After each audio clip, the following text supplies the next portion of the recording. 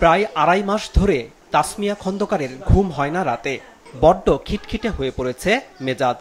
পড়াশোনায় নেই মনোযোগ, কোনো কাজও করতে মন সায় দেয় না। গত 21 জুলাই মাইলস্টোন স্কুল অ্যান্ড কলেজে বিমান দুর্ঘটনার পর স্কুলটির চতুর্থ শ্রেণী পড়ুয়া এই শিক্ষার্থীর মানসিক স্বাস্থ্য এলোমেলো হয়ে গেছে। বিমানের শব্দ শুনলেই ভয় করে তার। বিমানের জন্য ভয় লাগে, শব্দটা শুনলে একদম স্মৃতিগুলো ফেরত চলে আসতেছে। যেমন আঙুল লাগছিল, যেমন বিমান কাজ করছিল ওইগুলো।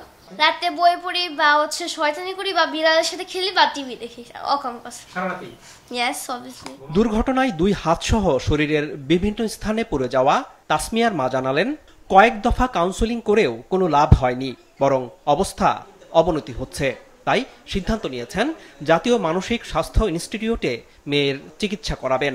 জুলাইতে 31 তারিখে যখন ওকে বাসায় নিয়ে আসা হয়েছে, 2-1 দিন ওকে ভালো দেখছিলাম, তারপর থেকে এই সমস্যাটা শুরু হয়েছে।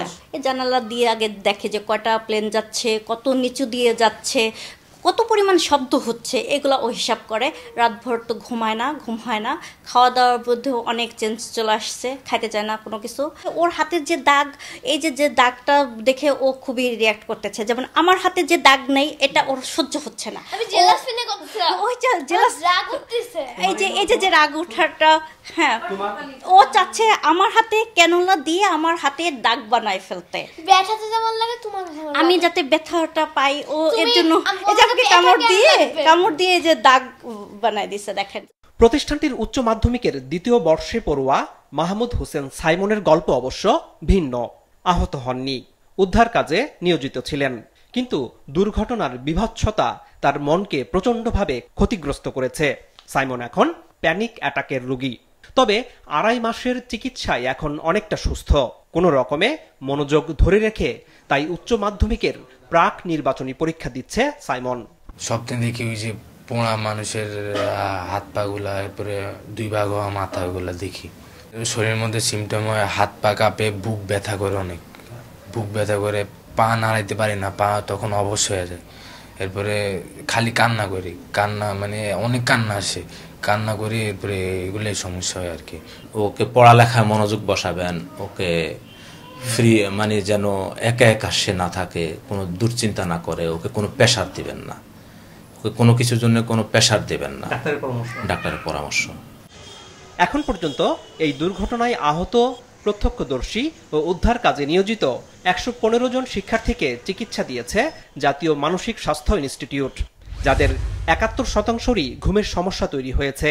মেজাজ খিটখিটে হয়েছে 29% রোগীর। ফ্ল্যাশব্যাক বা ওই দিনের স্মৃতি ফিরে আসছে 26%। ক্ষুধা মন্দায় ভুগছে 26%। মনোযোগে ঘাটতি তৈরি হয়েছে 20%, আর কাজে অনাগ্রহ দেখা গিয়েছে 20% রোগীর। প্রতিষ্ঠানটি জানায়, এদের অনেকেই চিকিৎসায় বর্তমানে কিছুটা সুস্থ হয়েছে। তবে এখনো অনেক রোগীর অভিভাবক বাচ্চাকে চিকিৎসার জন্য আনছে না। অনেক বাচ্চা যাদের মানসিক সমস্যা বরং আর একটু বেশিও হতে পারে, কিন্তু গার্জিয়ানরা বিভিন্ন ভয়ে, এই যে মানসিক স্বাস্থ্যের প্রতি একটা স্টিগমা, যে ঔষধ খেলে কি হবে না হবে, মানসিক চিকিৎসা নিতে হবে, লোকজন কি বলবে, তার কারণে তারা আমাদের সেন্টারে আসছে না।